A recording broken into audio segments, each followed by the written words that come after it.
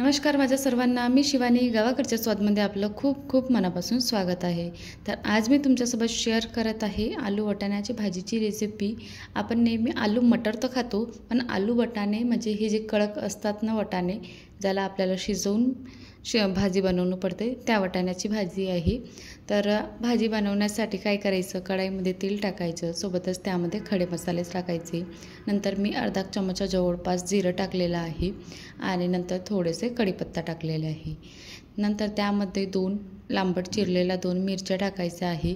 सोबतच 2 मोठ्या आकाराचे स्लाईसमध्ये कट केलेले कांदेसुद्धा टाकायचे आहे. असे छोटे छोटे न कापता असे स्लाईसमध्ये कट केले ना, तर ह्या भाजीमध्ये आणखी छान वाटते.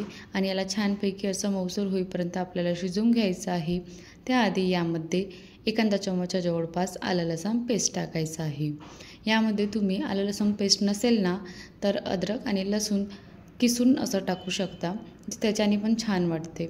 सोबतच मी यामध्ये 2 मोठ्या आकाराची आलू कट करून घेतलेले आहे आणि सोबतच टमाटरसुद्धा कट करून घेतलेले आहे आणि याला अगोदर तेलामध्ये शिजवून घेत आहे, जेणेकरून नंतर वाटाणे तर ऑलरेडी शिजलेच आहे, तर आलू कच्चे नको राहायला, म्हणून अगोदरच याला तेलामध्ये आपल्याला शिजवून घ्यायचं आहे.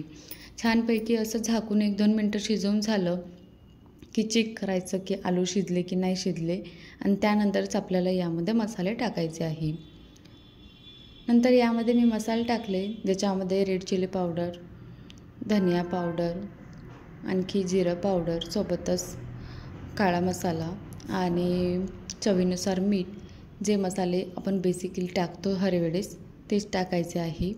आणि हे सर्व छानपैकी झाकून आपल्याला 1-2 मिनटं शिजवून घ्यायचं आहे, लो टू मीडियम फ्लेमवर.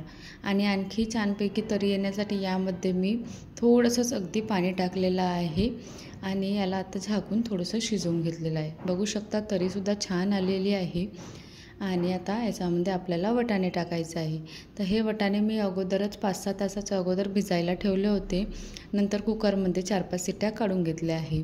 आणि नंतर हे आपल्याला ह्या मसाल्यामध्ये टाकून याला मिक्स करून झाकून 2 ते 3 मिनटं मीडियम फ्लेमवर शिजवून घ्यायचं आहे, मीडियम टू लो फ्लेमवर.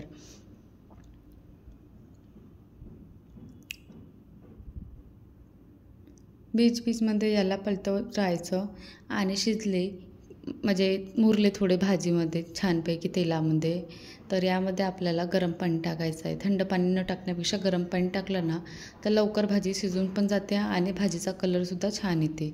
बघू शकता कलरसुद्धा छान आलेला आहे आणि भाजी पण आता ऑलमोस्ट शिजत आलेलीच आहे. तर यामध्ये मी कोथिंबीर टाकलं आहे आणि याला छानपैकी असं झाकून 1च मिनटं ठेवून द्यायचं, म्हणजे वरची तरी आहे ना ही बरोबर येऊन जाते. बघू शकता प्लेटमध्ये किती छानपैकी तरी आलेली आहे. आणि नंतर गरमागरम पुरीसोबत किंवा पोळीसोबत तुम्हाला ज्यांच्यासोबत पण खायला आवडत असेल ना, त्यासोबत खाऊन एन्जॉय करू शकता. कशी वाटली तुम्हाला आजची ही रेसिपी? आवडली असेल ना तर एकदा बनवून बघा आणि माझ्या चॅनलला सबस्क्राईब करायला विसरू नका. थँक्यू.